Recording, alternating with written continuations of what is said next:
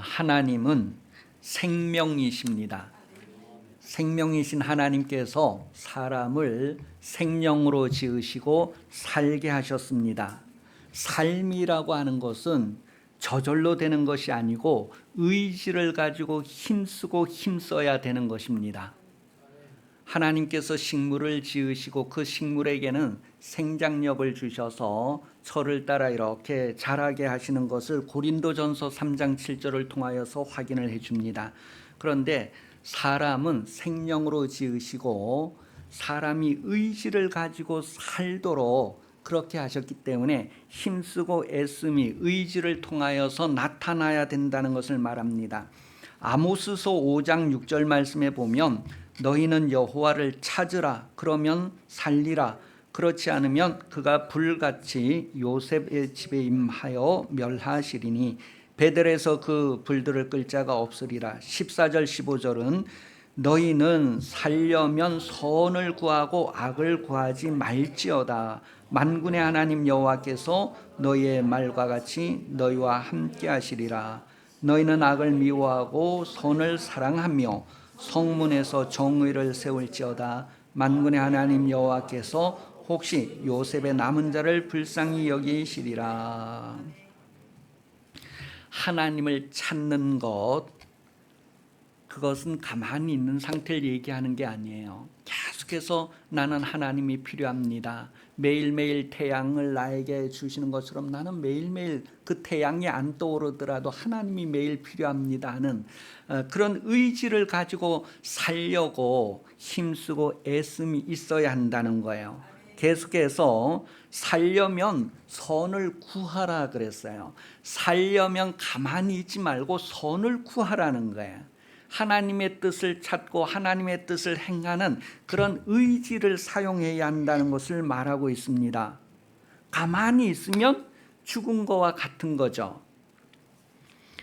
그래서 에스겔서 36장 37절에서는 하나님이 놀라운 축복의 약속들을 해 주셨어도 그것을 이루어 달라고 우리의 의지를 가지고 구하여야 된다. 그렇게 기록을 하고 있습니다. 의지를 사용해야 된다는 거예요. 예수님도 육체에 계실 때에는 그 의지를 사용해서 하나님의 뜻을 다 이루었다는 것을 히브리서 5장 7절을 통하여서 우리에게 확인을 해주고 있습니다. 에베소서 4장 16절에서는요. 여러분이 각각 역사해야지만 잘하게 된다는 것을 말하고 있어요. 한번 읽어보겠습니다. 4장 16절 시작.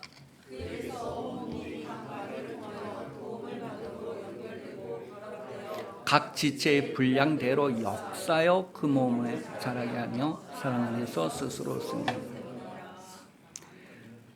하나님께서 한 몸에 여러 지체를 주셨는데 그 지체가 각각 역사해야 된대요. 손이 나는 너무 피곤하고 힘드니까 오늘은 쉬겠다 하고 손이 가만히 있으면 우리 몸에는 많은 일들이 일어날 거예요. 각각 역사해야 된다는 거예요. 분량대로 각각 역사해야 된다는 거예요. 의지를 사용해야 된다는 거예요. 힘쓰고 애써야 된다는 것을 말합니다. 그렇게 힘쓰고 애쓰고 살려고 할 때에 하나님은 사람들에게 말씀을 주셔서 살게 하도록 아주 하나님께서도 힘쓰시고 애쓰는 분이심을 성경이 우리에게 확인을 해주는데 신명기 8장 3절 말씀에 보면 너를 낮추시며, 여러분 우리가 살다 보면 우리가 너무 낮아지는 것을 실감할 때가 많이 있습니다. 사람을 통하여서도 내가 낮은 자구나 하는 것을 실감할 때가 있고요. 또 계속해서 너를 줄이게도 하신다고 했어요. 우리가 줄일 때도 경험을 통하여서 내가 지금 이렇게 연약하구나. 또 하나님께서 우리가 전혀 알지도 못했던 그런 만나를 먹을 수 있게 해주셨던 것, 그런 것들을 통하여서 결국은 우리에게 깨우쳐 주시고 알게 해주시려고 하는 것이 무엇이냐면 사람은 떡으로만 사는 것이 아니라 하나님의 말씀으로 산다는 것을 알게 해주시려고 하신다는 거예요. 그러니 여러분 우리가 사회생활을 할 때 누군가로부터 우리가 이렇게 눌림을 받고 다시 말해서 이제 무시받고 가볍게 여김받고 막 그런 것들을 통해서 우리가 내가 이게 부족하잖아요. 나를 누르는 사람을 이길 수 없는 그런 상황을 경험하게 하시면서 하나님께서 우리에게 깨닫게 해주시는 게 무엇이냐면 하나님의 말씀으로 산다는 것. 그러면서 이스라엘의 경험을 통하여서 또 우리들의 실제 생활을 통해서 산다는 것은 말씀으로 산다는 것을 알게 해주시려고 하는 그런 하나님의 모습을 성경이 우리에게 확인을 해줍니다. 출애굽기서 16장 5절에 보면 하나님께서 우리가 알지 못하는 양식으로, 우리가 지금까지 이렇게 지나오면 다 내가 노력해서 산 것이 아니라 내가 노력하지 않은 것에서도 많은 도움을 받았고 많은 공급함을 받았다는 것을 경험하게 되는데, 이스라엘 백성들이 광야를 지날 때에도 그런 경험을 많이 했었다는 거예요. 또 시편 105편 40절에 보면 하늘 양식이다. 그래서 하나님께서 공급하시는 것으로 사람이 사는 경험을 많이 하게 되는 것을 확인을 해주고 있습니다. 그러면서 특별히 히브리서 4장 12절 13절 말씀에 보면 하나님께서 여러분을 인생을 살게 하시는 데 있어서 필요한 말씀을 주신다고 하는데, 그 말씀에는 활력이 있다는 거예요. 그래서 그 활력으로 여러분들을 다시 한번 밀어주시고 살게 해주시는 분이다라는 것을 기록을 해주고 있습니다. 그래서 성경은 결국 골로새서 2장 19절 말씀에 보면 하나님께서 자라게 하시는 것으로 자란다는 거예요. 보통 20대 30대 넘어가면 이제 사람이 성장하는 것이 아니라 이제는 이렇게 내려가는 인생을 경험하게 됩니다. 육신적으로는 그렇게 경험하는데 20대 30대가 된 이후에도 계속해서 자라야 할 부분이 있는데, 그것이 뭐냐 하면 바로 하나님의 자라게 하심으로 자라는 영적인 부분을 우리가 알게 되죠. 여러분들의 삶의 육신은 다 쇠하여 가고 이렇게 땅을 향하여 가는데, 여러분의 영혼은 하나님의 자라게 하심으로 자라는, 하나님의 말씀의 생동력으로 자라는 그 성장이 계속 되어야 하는 것을 성경 말해줍니다. 그런데 그렇게 성장하지 않고 자라지 않는 모습을 성경에서는 벌거벗은 자의 모습으로 표현을 해주고 있어요. 벌거벗은 수치, 그럴 때 그 벌거벗은 수치라는 것은 말씀대로 살지 않는 상태를 말합니다. 요한계시록 3장 15절에서 19절 말씀에 보면 내가 내 행위를 아노니 내가 차지도 아니하고 덥지도 아니하도다. 내가 차든지 덥든지 하든지 내가 이같이 미지근하여 뜨겁지도 아니하고 차지도 아니하니 내 입에서 너를 토하여 버리리라. 내가 말하기를 나는 부자라 부유하여 부족한 것이 없다 하나 내 곤고한 것과 가련한 것과 가난한 것과 눈먼 것을 알지 못하노라. 내가 너를 권하노니 내게서 불로 연단한 금을 사서 부유하게 하고 흰옷을 사서 입어 벌거벗은 수치를 보이지 않게 하고 안약을 사서 눈에 발라 보게 하라. 물은 내가 사랑하는 자를 책망하여 징계하노니 그러므로 내가 열심을 내라 회개하라. 많은 사람들이 신앙생활하면서 나는 신앙생활을 잘하고 있다 그렇게 생각합니다.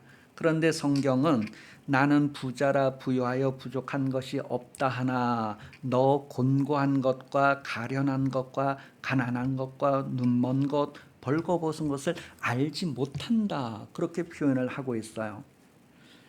그러니 대부분은 신앙생활을 잘하고 있다 생각하고 나는 천국 갈 수 있다 그렇게 생각을 하고 있는데, 생각은 그렇게 하는데 실제 생활은 그렇지 않다는 거야. 실제 생활은 그렇지 않아서 천국 가지 못할 대상인데도 자기는 천국 갈 대상으로 생각을 한다는 거야. 그래서 18절에 다시 한번 내가 너를 권하노니 나에게서 불로 연단한 금을 사서 부요해라 그렇게 표현하고 있어요. 다시 말하면 믿음을 가져야 된다는 것을 말하고 있습니다. 그리고 흰옷을 사서 입고 벌거벗은 수치를 면해라. 그것은 행함이라고 하는 것을 가져야 된다는 것을 말하고 있어요. 계속해서 여러분에게 하나님 말씀대로 사세요. 하나님 말씀대로 사세요. 하나님 말씀을 아세요가 아니고, 물론 안다는 표현 속에는 이제 실천하는 게 포함되어져 있는데, 우리가 그냥 지식으로 아는 것이 아니라 하나님 말씀대로 삶을 사세요. 그렇게 계속해서 살라고 밀어주는 그런 말을 여러분이 들을 수 있다는 것은 참 복이라는 거예요. 그런데 그런 말을 더 이상 들을 수 없는 시대가 된다면, 더 이상 나에게 하나님의 말씀대로 사세요, 그렇게 계속해서 부추기고 격려하는 사람이 없다면, 그런 목소리가 더 이상 들려지지 않는다면 얼마나 슬플까요? 그래서 성경은 말씀대로 살 수 있는 기회가 아직 있을 때에 생활을 바꾸라, 그렇게 우리에게 권면해 줍니다. 우리의 삶을 바꾸라는 거예요. 회개하라는 거예요. 그래서 지금 조금 전에 읽었던 요한계시록 3장 19절 말씀에 보면 열심을 내라, 회개하라. 그때 그 회개라는 것은 생활을 바꾸라는 뜻이에요. 삶을 전환하라는 거예요. 그러니 우리가 하나님의 말씀대로 아직 살 수 있을 기회가 있는 동안에 빨리 바꾸라는 거예요. 알고 있는 것들을 하나하나 좀 실천하는 훈련을 하고 연단을 받으라는 거예요. 연습을 하고 또 그렇게 살아가라는 거예요. 요한계시록 16장 15절에 보면 깨어서 자기 옷을 지켜 벌거벗고 다니지 아니해야 된다, 그렇게 표현을 했어요. 벌거벗고 다니지 않아야 된대요. 다시 말하면 예수 그리스도로 옷 입은, 우리의 삶을 통하여 예수 그리스도가 드러나는, 생활에서 드러나는 그런 삶을 살아야 된다는 것을 말합니다. 교회 다니는 많은 사람들이 이웃에게 욕을 먹어요. 왜요? 벌거벗었기 때문에, 예수 그리스도의 모습을 보여주지 않기 때문에 그렇습니다. 성령은 여러분 내 연약함을 도우시는 분이다라고 성경 기록하고 있습니다. 신명기 33장 26절입니다. 여수르니여, 하나님 같은 이가 없도다. 그가 너를 도우시려고 하늘을 타고 궁창에서 위엄으로 나타내시는다. 성령은 여러분을 도우시는 분, 여러분의 연약함을 다 아시고 도우시는 분. 하나님도 하늘에서 궁창에서 구름을 타시고 여러분을 도우시려고 위엄 있게 나타나시는 분. 하나님은 여러분을 아시기 때문에 도우시려고 하십니다. 여러분이 하나님의 도움을 요청하기만 하면, 여러분이 예수 그리스도의 모습을 드러내고자 하기만 한다면, 여러분이 살고자 한다면, 여러분이 의지를 가지고 힘쓰고 애쓴다면 하나님의 공급하심으로, 하나님의 자라게 하심으로 여러분들이 자라게 되는 것을 말해주고 있어요. 그러니 여러분, 벌거벗고 다닌다라는 것은 생활 방식을 말하는데, 이 생활 방식이라고 하는 것은 무엇이 나를 지배하느냐, 무엇을 내가 따라서 사느냐 하는 것에 의해서 어떤 것들이 특징 지워지고 어떤 상태가 달라지게 된다는 거예요. 대부분 과거의 삶이라고 하는 것은 에베소서 2장 2절에 보면 세상 풍조를 따르고 공중의 권세 잡은 자를 따르고 불순종의 아들들 가운데 역사하는 영을 따르는 생활이 과거의 삶이었다, 그렇게 표현을 해요. 고린도전서 3장 3절에서는 그러한 삶을 육신에 속한 삶이다 라고 표현을 해줍니다. 그렇게 육신에 속한 사람들에게 나타나는 현상이 시기하고 분쟁하고 서로 속이고 그런 삶을 살게 된다는 거예요. 그런데 여러분, 현재 예수 믿는 사람들의 상태, 삶은 어떠해야 되는가? 골로새서 2장 6절은 예수를 본받아야 된다고 말합니다. 예수님의 어떤 모습을 본받아야 하느냐 하면, 예수님은 세상에 오셔서 자신을 나타내신 것이 아니라 자기 안에 계신 하나님을 나타내셨다는 거예요. 여러분이 예수 믿는다면 여러분 속에 있는 예수를 나타내서 사람들이 여러분을 볼 때에 예수님이 계신다면 아무개 같을 거야, 그렇게 표현할 수 있도록 예수 그리스도로 옷 입어야 되는데, 그 옷을 안 입고 있으니 비난을 받게 된다는 거예요. 계속해서 성경은 우리가 로마서 8장 4절을 통하여서 영을 따라 살아야 된다고 하는 것, 말씀을 따라 살아야 된다는 것을 말하고 있습니다. 그런 사람들은 성령께서 도와주신다는 거예요. 바로 성령을 따라서 사는 생활, 그래서 주 안에서 빛이 되고 다른 사람들에게 선한 영향력, 그들에게 필요한 영향력을 나타내는 삶을 살게 될 것을 성경은 말해주고 있습니다. 오늘 본문에 보면 한 사람이 소개되어지는데 이 사람의 삶은 재물의 지배를 받는 삶이었다라는 것을 우리에게 말해주고 있어요. 말씀이 지배하는 삶이 아니라 재물이 지배하는 삶을 살았다는 거예요. 로마서 13장 14절에 보면 오직 주 예수 그리스도로 옷 입고 정욕을 위하여 육신의 일을 도모하지 말라. 이 사람은 어려서부터 아마 교회 다닌다고 했을 거예요. 어려서부터 계명을 다 지켰다고 자부할 수 있었던 사람이니까. 그런데 이 사람은 아직 예수 그리스도로 옷 입지 않은 상태임을 우리에게 알게 해줍니다.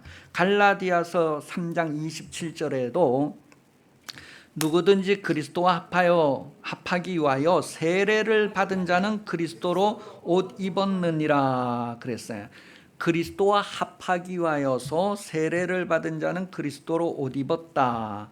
세례를 받았다고 하는 것은 육신의 과거의 그런 삶의 방식이 다 끝냈다, 죽었다고 하는 표현이에요.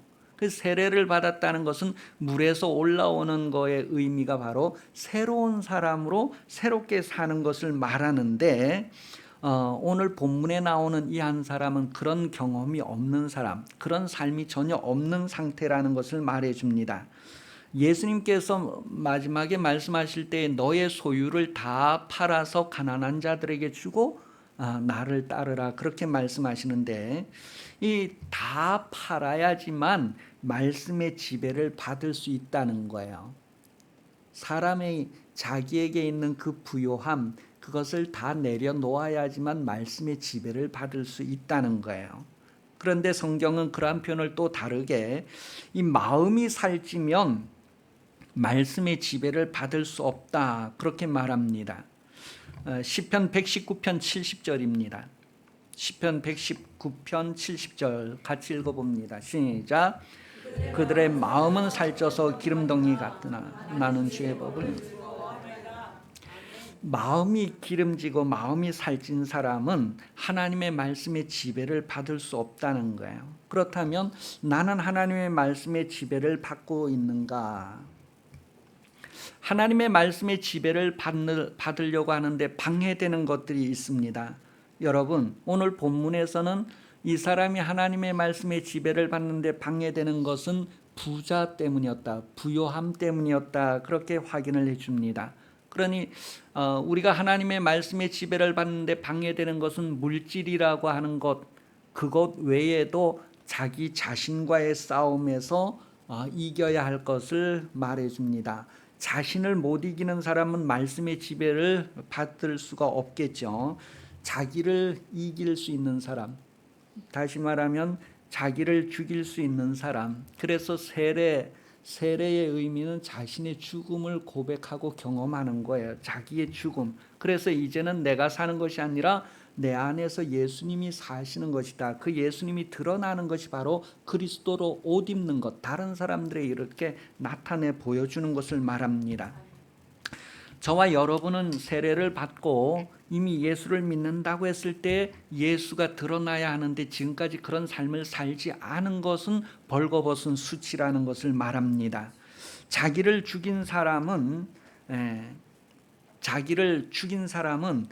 아는 것이 달라진다고 성경 말합니다. 고린도후서 5장 16절에는 세례를 받은 사람, 예수 그리스도로 옷 입은 사람은 지식이 새로워진 사람이다 그렇게 표현을 해주고 있어요. 고린도후서 5장 16절 그러므로 우리가 이제부터는 어떤 사람도 육신을 따라 알지 아니하노라. 비록 우리가 그리스도 육신을 따라 알았으나 이제부터는 그같이 알지 아니하노라. 골로새서 3장 10절 새 사람을 입었으니 이는 자기를 창조하신 이의 형상을 따라 지식에까지 새롭게 하심을 입은 자니라. 여러분이 예수 믿는다고 했을 때 나는 지식이 새로워진 사람인가, 지식에까지 내가 새로워졌는가 하는 것을 한번 확인해 보시기 바랍니다. 어떻게 알 수 있을까? 내가 지식에까지 새로워졌는지를 내 스스로 어떻게 알 수 있을까 했을 때에 골로새서 3장 8절 9절이 그 대답을 해주고 있어요. 우리가 일상 가운데 분함을 가지고 있다든가 노여움을 나타낸다든가 악의가 있고 비방을 하고 거짓말하는 습관이 있고 그런 행동을 하는가? 그렇다면 아직 내가 지식에까지 새로워지지 않았다는 거예요. 지식까지 새로워진 사람들은 이러한 것을 다 버려야 한다는 것을 말합니다. 예수 믿는 사람들에게 분함이 없을까? 노여움이 없을까? 악의가 없을까? 비방이 없을까? 거짓말하는 습관이 없을까? 그랬을 때 예수 믿는 사람들 중에 이러한 것이 있기 때문에 벌거벗은 모습을 얘기하는 거예요. 수치를 얘기하는 거예요. 예수를 나타내려면 예수 안에 들어가야 합니다. 여러분이 예수 안에 들어가야지만 예수가 나타날 수 있고, 여러분 안에 예수님이 계셔야지만 여러분 안에 있는 것이 겉으로 드러나게 된다는 것을 성경은 말하고 있어요. 그와 같은 경험은 요한복음 15장 10절에서 하나님의 말씀을 지키는 것으로 경험되어질 수 있다고 말해주고 있습니다.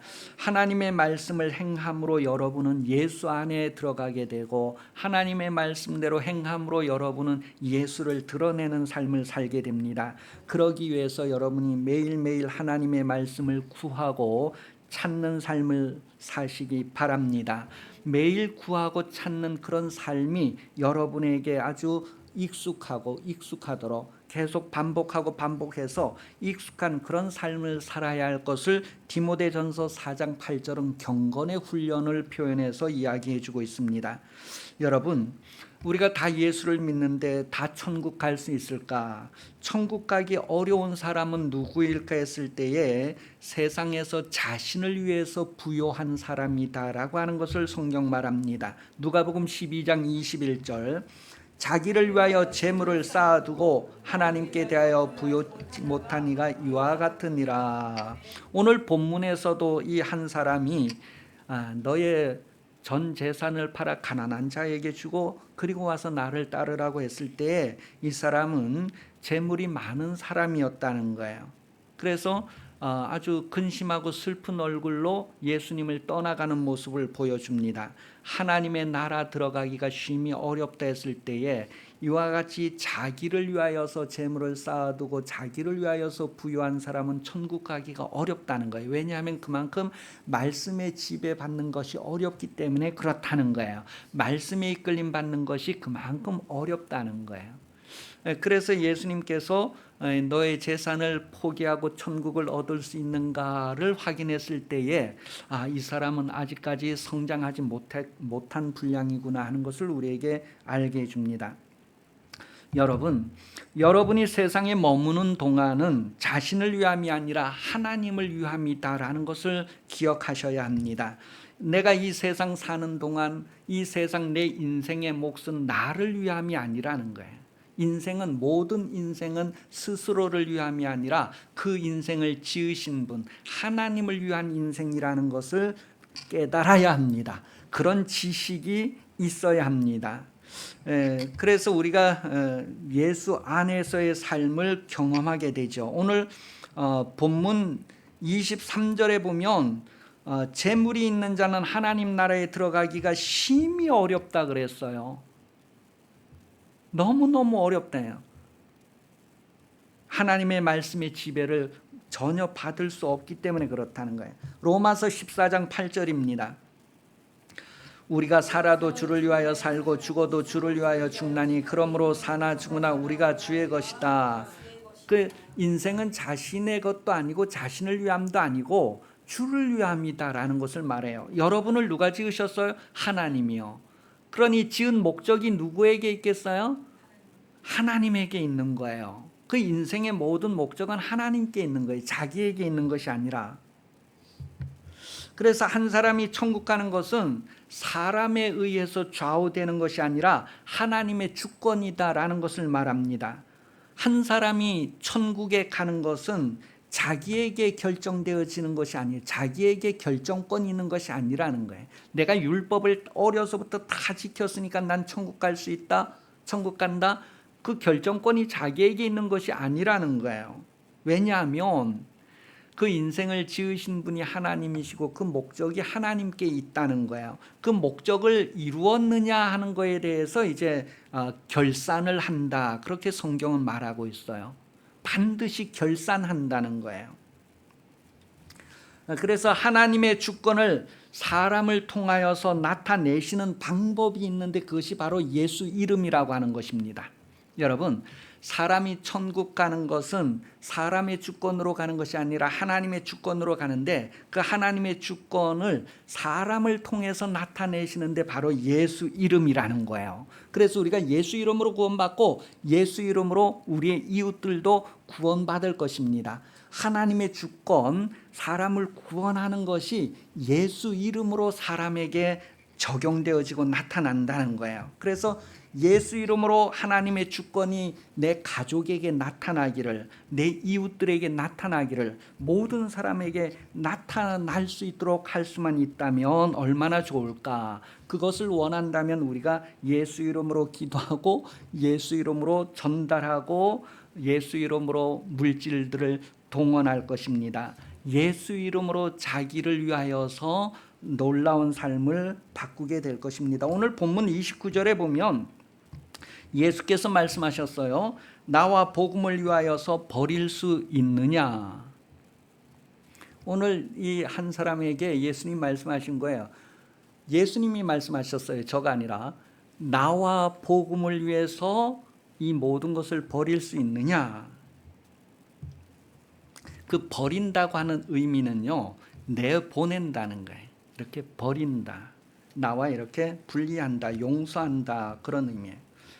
그 여러분이 예수를 믿으면서 정말로 예수님과 복음을 위하여서 여러분들을 위하여 쌓아놓은 세상의 그 부요를 포기할 수 있는가? 그것을 포기해야지만 말씀의 이끌림을 받을 수 있고 천국 갈 수 있는 길을 걸어가게 된다는 거예요. 여러분은 어떤 소유를 가지고 있습니까? 여러분이 가지고 있는 그 모든 부요함, 그것을 여러분은 버릴 수가 있습니까? 그것을 버리는 것은 쉽지 않습니다. 왜냐하면 성경은 계속해서 말해줍니다. 박해를 겸하여 받게 된다. 그렇게 표현을 하고 있어요. 박해를 겸하여 받는다. 누가복음 9장 57절로 62절까지의 내용을 보면 우리가 버리는 거에 대한 이야기를 해주고 있어요. 같이 읽어봅니다. 길 가실 때 어떤 사람이 여짜오되 어디로 가시든지 나는 따르리이다. 예수께서 이르시되 여우도 굴이 있고 궁중에 새도 집이 있을 때 인자는 머리 둘 곳이 없도다 하시고 또 다른 사람에게 나를 따르라 하시니 그가 이르되 나로 먼저 가서 내 아버지를 장사하게 허락하고 이르시되 죽은 자들로 자기 죽은 자를 장사하게 하고 너는 가서 나를 전파하시고 또 다른 사람이 이르되 주여 내가 주를 따르겠나이다마는 나로 먼저 가서 내 가족을 작별하게 허락하소서. 예수께서 이르시되 손에 징기를 잡고 뒤를 돌아보는 자는 하나님 나라에 합당하지. 여러분도 이렇게 할 수 있습니까? 여러분 부모님 장례가 있는데 그 장례는 그 큰형님한테 맡기고 당신은 나를 따르세요. 예수님께서 그렇게 말씀하실 때 그렇게 할 수 있느냐는 거예요. 그렇게 할 때는 뭐가 따른다고요? 박해가 따르는 거예요. 핍박이 따른다는 거예요. 왜요? 세상의 윤리 도덕적으로 볼 때에는 뭐예요? 박해가 따른다는 거예요. 그래 예수님께서도 자기 고향에서 환영을 받지 못하셨어요. 그래서 인자는 머리 둘 곳이 없다 하고 이제 거기서 떠나서 나올 때 어떤 사람이 따라와서 내가 주님 따르겠습니다. 그 얘기를 하는 거예요. 그럴 때 지금 이제 누가복음 9장 57절 이 얘기가 쭉 나오는 거예요. 그럼 여러분은 모든 것을 버릴 수 있습니까? 주님과 복음을 위해서 박해를 받아도 버릴 수 있나요? 그런데 많은 사람들이 적당하게 이제 타협하면서 신앙생활 잘하는 것 같은데 그것이 벌거벗은 수치라는 것을 성경을 말해주고 있습니다. 우리가 평소에 예수 그리스도의 모습을 나타낸다면, 예수 이름을 사용한다면 이웃들에게 표적과 이적을 나타낼 수 있을 것입니다. 그들이 우리를 육신적으로 할 때는 박해를 할 수도 있을 거예요. 그래서 하나님께서 주권적으로 구원하시는 이들에게는 예수 이름이 영접될 것이고, 그렇지 않은 이들은 그 이름을 배반할 것입니다. 각각 자기의 의지를 가지고 선택한 결과를 가지게 될 것입니다. 저와 여러분은 세상의 방법이 아닌 하나님의 방법, 하나님의 말씀을 선택할 것인가? 이 질문에 대한 대답을 해야 됩니다. 오늘 성경 본문에 나오는 사람은 걱정, 근심, 슬픈 얼굴을 띠고 돌아갔다고 했어요. 여러분도 오늘 돌아가셔서 나에게 모든 것을 버리고 주를 따를 수 있는가? 세상 천하를 포기해야지만 천국을 얻을 수 있다 했을 때 나는 포기할 수 있을까? 내가 그렇게 연단되고 그렇게 익숙함으로 내 신앙이 성장되어져 있는가를 한번 돌아볼 수 있는 기회가 되시기를 바랍니다. 기도하겠습니다.